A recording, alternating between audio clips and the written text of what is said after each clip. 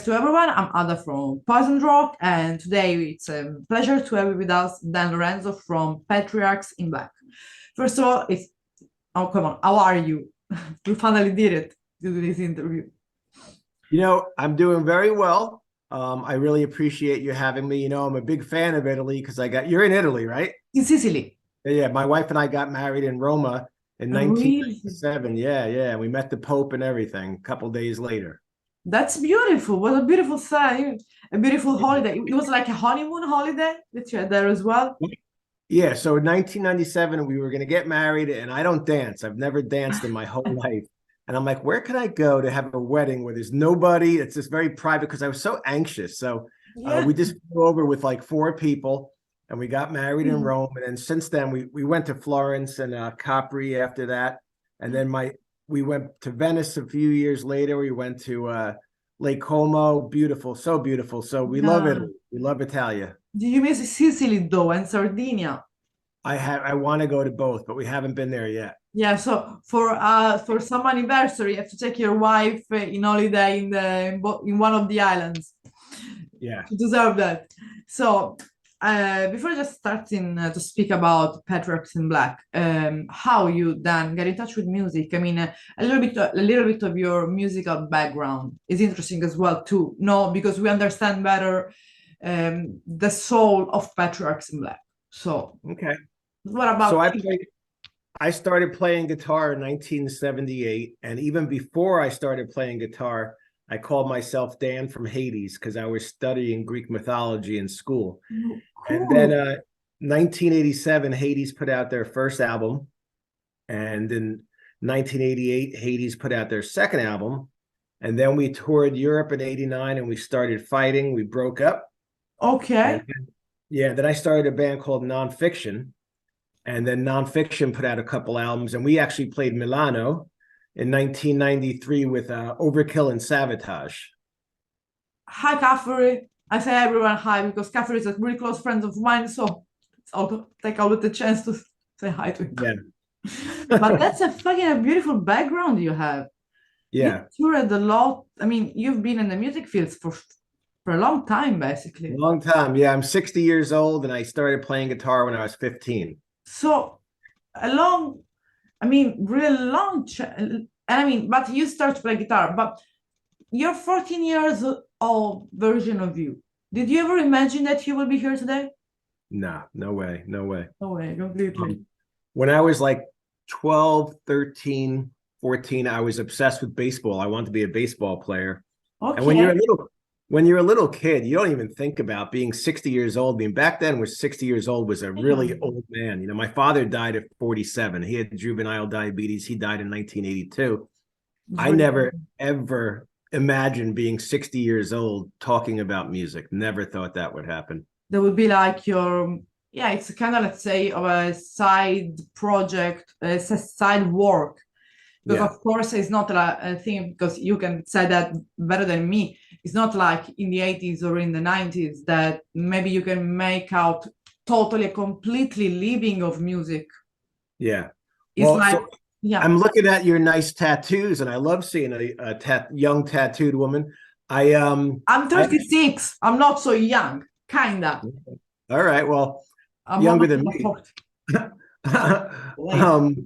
So I work for a tattoo supply company called Painful Pleasures. Yeah, that's how I make a living.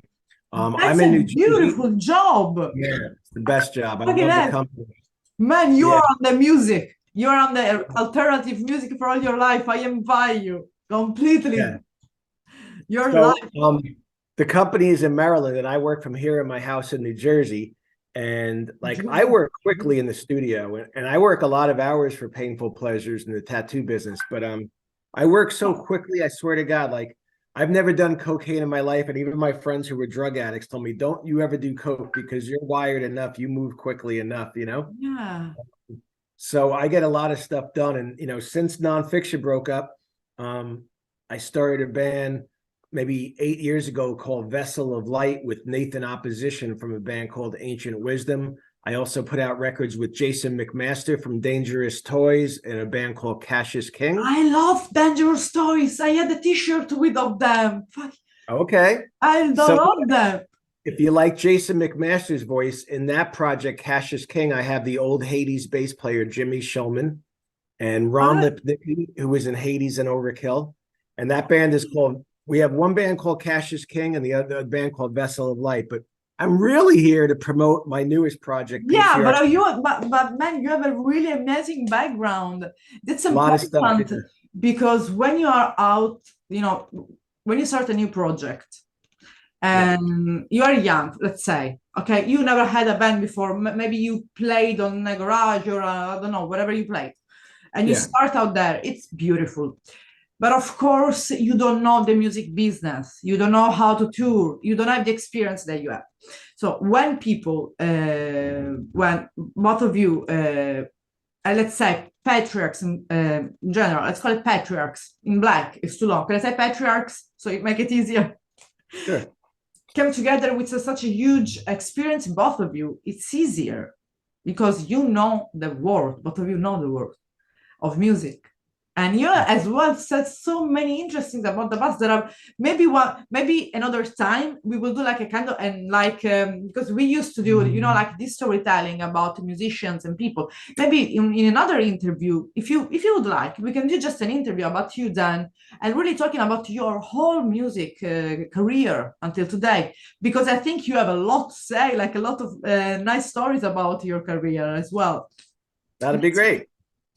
That's interesting, and it's and I think as well for the fan of Patriarchs in Black, it's a good way as well to catch a little more interesting to the band because they get to know you more, and as well, like I said, the soul of the band. So, how you ended up then in Patriarchs in Black? I mean, from all this project until today. So Vessel of Light, that was my band with Nathan Opposition. We put out 4 albums in 3 years. Yeah. And we were playing shows on the East Coast when this thing called, I don't know if you heard of it, it's called COVID-19. No, I think I forgot it. Oh, okay. Well, yeah, so it was this horrible thing, and we had to stop playing shows. We were in the middle of playing shows, and Nathan was living in Cleveland, and we all live in New Jersey, and Jimmy Shulman lives in New York City. So Nathan, I was paying to fly him in for his hotels and everything when Vessel of Light was playing shows. So when COVID hit, though, Nathan moved to Austin, Texas. So he got further away, and I kept writing songs. And Jason McMaster and I, the guy from Dangerous Toys and Watchtower and Watchtower. Yeah. Another big band. Jason and I had been corresponding, and he had done some cover songs for us. So we decided to do Cassius King as a band, and we put out a couple of records. But I kept writing and writing, and then Ron Lipnicki, who, like I said, he was in Hades, and then I got him in the band Overkill. Yeah. He played in Vessel of Light and Cassius King, but I kept writing songs, and he was too busy. So I reached out to Johnny Kelly from Typo Negative and Danzig, and I said, would you be interested in recording some songs with me? And Johnny said, yeah, for sure. So I sent Johnny Kelly some of my music. I play along with the click track. I sent Johnny, what I wrote. Yeah. And then we said, okay, let's look for a singer. So we got, first person I contacted was Carl Legel from Corrosion of Conformity Blind. Mm-hmm. And Carl took kind of a long time to write his first lyric and melody. So then Johnny's like, and we both had the same idea at the same time. We're like, why don't we ask a few different singers? Make it like a really fun album with different bass players, different singers. So then we sent some more songs to different singers. Then Carl sent back his vocals to Demon of Regret. I'm like, oh my God, we messed up. Carl's like the perfect guy for this band. But then the other singers started sending back their stuff, and it was awesome as well. So we put out an album where it's me on guitar. I write the riffs, the music. I arrange the songs. Johnny Kelly plays all the drums, and then different singers and different bass players. So we signed with MDD Records. We released Reach for the Scars on CD. Yeah, Reach for the Scars, the first album. Right. And then the vinyl came out on Faster and Louder Records, Helvin Records. And then we released the second album. We did the same thing. MDD Records just released the brand new album, My Veneration, and we just got a vinyl deal today. So that's why we have to talk about, so you have two, let's say, masterpiece, because as far as I understood, basically you kind of involve different singers. Yeah. So that's You like first. the albums? Do you honestly like the albums, I hope? I like the album myself as well. And Good. I have a friend of mine, let's say that he's part of the staff, but let's say it's collaborator, because Poison Rock is just me and another girl that's Okay. kind of female. And then we have a guy who just collaborate he just suggested me the name of the band, like the Metal Bible Living. So Okay. we have kind of collaborator. When I show him, because he's more like into the, let's say, Southern doom. So I sent him that your record, the one that David, all the material that David sent me, and he was like, I can't honestly put them in a box, like in a label. Like I can label Patriarchs in Black, because even from the video clip, that's what I noticed. You can't label your sound, because it's and then you can see the professionality as well.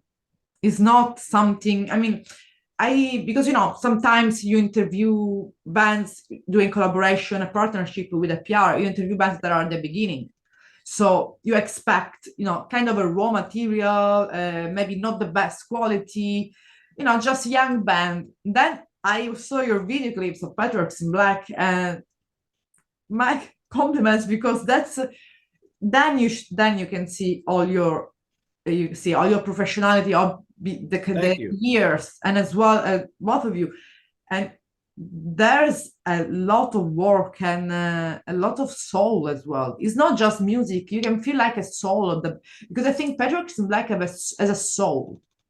They have so that's why I want to talk about the meaning of the first album, Reach for the Scars, because of course it's like we are looking for our scars, trauma. What does it mean, reach for the scars? It's just a play on words. It's from, in fact, we got 2 great reviews recently on Blabbermouth and somebody else. I think Doomed and Stoned. Blabbermouth, it's good. Yeah, they mislabeled the album title. They said it was Reach for the Stars, but it's really Reach for the Scars. So it's just a play on words. Reach for the stars. Yeah, it's just a play on words, Reach for the Scars. It doesn't really have any deep meaning, whereas My Veneration, to me, that has more meaning. When Patriarchs in Black, when we needed the title for the second album, I came across the word veneration. It might have been in the Bible, and it basically said, major respect. Like you're like, whoa, like, really, you really love something, you respect something. So I'm like, wow, My Veneration, it's a play on words for the Who album, My Generation. Veneration, a deep respect and love for music. So that's why my guitar is on the album cover, because that's my veneration. I love my wife. I love God. I love my home. I love my job. I fucking love music, Yeah, and then there's some, like I said, there is some, speaking about, of course, in 2 albums, we can say that we have a huge difference in the sound. But if we want to just really be picky and say if there is some difference from Reach for the Scars and My Veneration, which would be the differences between these 2 albums, let's say in general, not just in the lyric-wise of composing style, just let's say in general. Well, I just read some reviews where they said the second album, My Veneration, they liked better, and that we're doing something really unique in doom and stoner rock, is that we took some chances and added, like you said, your friend said, you can't put us in a box. Yeah. We have DMC from Run DMC on the song Veneration, the first single. So there's even a little hip hop influence with Kelly Kamen, who's this guy, Kelly Abe, he's in a band called Resection Music. And he brought he was on a TV show in America called Search for the Next Ozfest. Okay. Kelly brings a younger 90s new metal hip hop, just through a couple songs. Yeah. And then you have Carla Gell, who people are like, oh, that song sounds like Corrosion of Conformity. It's like, yeah, because Carl was the singer for Corrosion of Conformity. Yeah. And every singer brought a different style. And I think Johnny and I took some more chances on this album. So it was like, let's say that with My Veneration, Patriarchs in Black, you just make a bet, just like a little bit, let's say, let's just put it out there, let's be risky. Yeah. Who cares? Let's be risky. And I mean, until now, how do you think in your opinion, my Veneration is going? I Like think it's getting you are good. proud about the work you have put. Of course, you're proud. I mean, but Yeah. both of you are really satisfied about that because, of course, it's beautiful. So it's changing as well in the music scene between all the releases. Your music make a little bit the difference. So it's important to point that because I read a lot of reviews or news about Patriarchs in Black. Yeah, I'm obsessed with Patriarchs in Black. I love both albums. I'm proud of both albums. I mean, I put, MDD Records has been good, but I put some of my own money into advertising. That's how much I love it. Yeah, but sometimes for reach our main goal, we have to put. Unfortunately, today, like in the 21st century, we can say, we have to use money like to invest in the let's say digital advertising, which Yeah. is kind of a little bit, I think, boring because you have to see all icon and the social media like that. Because of course you can say better than me that back in the day, in the 80s, in the 90s, especially in the 90s, everything was different. Yeah. Totally Maybe it was different. easier, was more beautiful because you would find out band. That's where people like, I don't know, Bobby Gustafson or this kind of musician, they always told me that there was, like the mail, you were corresponding with that musician. So it's a different approach. Totally different world. Yeah. And the weird thing about Patriarchs in Black is because we've literally on 2 albums, we've had 10 different singers and 12 different bass players. So, and Johnny Kelly, the drummer, he's in the band Quiet Riot, and they play every weekend, like every week. So we can't really do shows. It's almost like, the Steely Dan of doom metal. We just going to keep recording music and releasing albums. But yeah, so just right now, we're just totally focused on Patriarchs in Black, new album, My Veneration. Like I said, it's out on CD on MDD Records, and we just got a vinyl deal with a label called Golden Core. So the vinyl will be out soon. And so there is no date of release of the vinyl. Not yet, no. Okay, but but you think that you will keep this idea of bringing singers as well in the future releases? Yeah, like this guy Sunshine, who's in a band called Unita, they're touring Europe soon, and we even have you'll be the first person I'm telling this to. We actually have a brand new cover song by Queen coming out the day after Thanksgiving in America, which I believe is November 29th, digitally only. We do a Queen cover with the Sunshine singer. Will be out on the 29th of November. Digitally only digitally. We are gonna put this interview the day before. Yeah. Okay. Like the 28th of November. So people will find out that the day before, 1 or 2 days before. So we're gonna put on releasing and premiering on YouTube. So it's gonna be like, what is that? What the fuck? So people will be like curious about that. So at least it's a new news, but they can listen to the songs the day 1 or 2 days later. But that's cool. Thanks for telling me the news. I appreciate that. You're welcome. And about the live, did you have a chance to perform live? Not with Patriarchs in Black because Johnny's so busy with Quiet Riot on the weekends. We haven't played any live shows. But you're planning, like there is at least did you speak about that with Johnny about playing live?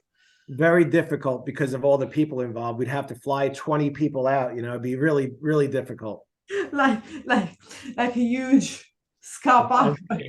We'll have our own plane of people for Patriarchs in Black, yeah. But I think it's something that you would like to do, I imagine. Of course, yeah. Yeah, so right now the plans are just to really enjoy the releasing of the album. You are planning, which are the current planning of Patriarchs in Black? Right now, what are you doing? Except, of course, advertising the album. You're thinking about writing new music again. You're thinking about, let's say, I don't know, maybe doing some music video. What's on the pot?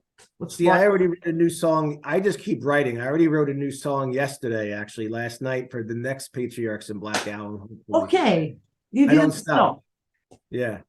You're unstoppable. No. That's I just beautiful keep because writing.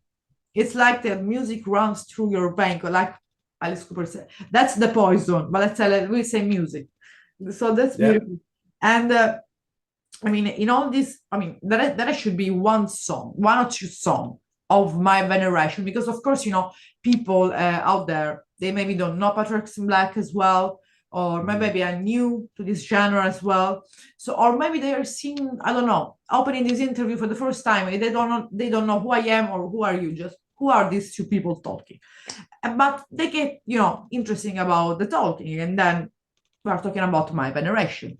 So if we would like to say to these people, advise to these people, one or two songs to start to know Patriarchs in Black, which one you think maybe they could catch? Not that has a special meanings, but it's a more like catchy song for the audience at least. Well, I'm going to go with the title track, My Veneration. Okay. I wrote the whole thing. I wrote the lyrics. I wrote the melody. I wrote the music. I played bass on it. I scored the violin. Violin too. Yeah, so I'm impressed with that one. But I also, from the first album, there's a song Carla Gell sang called I'm the Dog, which it's just so heavy and it's simple and it's short. Whereas My Veneration is the longest song I've written in many years, but it's so diverse, it's hard to just pick one song. Yeah. So this, let's say, like this two from the two albums, that will be the one that you would advise. Yeah. And in general, coming back clear about you, because of course, like you mentioned about all your history of music and your background, it seems that you have a lot of quite huge, big influences. So just to speak more in general, I want to, because I didn't do this question since a long time, so I'm gonna bring the tedious question again that everyone hates, which is let's pick 5 albums that influenced you, that in all your career and life as a human being. It's not, people will like me for this question. So 5 albums that, if it's difficult, you can say even 5 artists. So my favorite music? Yeah, your influences. So your 5 albums about as Dan, as a not musician, money as a human being. Kiss, Rock and Roll Over. Okay, everyone. Aerosmith Rocks. 2. Exodus Bonded by Blood. Beautiful. Dr. Dre 2001. I like that. Slayer South of Heaven or Rain in Blood. I think I got to put a Slayer song in there. Okay. Slayer. Yeah. It's really like it's a. Oh wait, my favorite album of all time. I forgot my favorite album of all time. Let's say 6. Come on, it's a 6 album. Let's add another one. AC/DC Highway to Hell. That's my favorite album of all time. All the time. Perfect album. And as a guitarist, you had someone that inspired you growing up, like you were looking at maybe because you wanted to, look like the guitarist at that way of playing. I don't know. When you were at the beginning, of course, because now you have your own style. So Ace Frehley from Kiss. I mean, I've met him and I don't think he's the greatest guy in the world, but he was a great guitar player. He still is a great guitar player. Yeah. And his solos in Kiss were just it's the charisma. Yeah. It's the charisma. So basically, we just said that the album is out. Soon the vinyl will be out. So there will be out as well at the end of November some new music here and there. And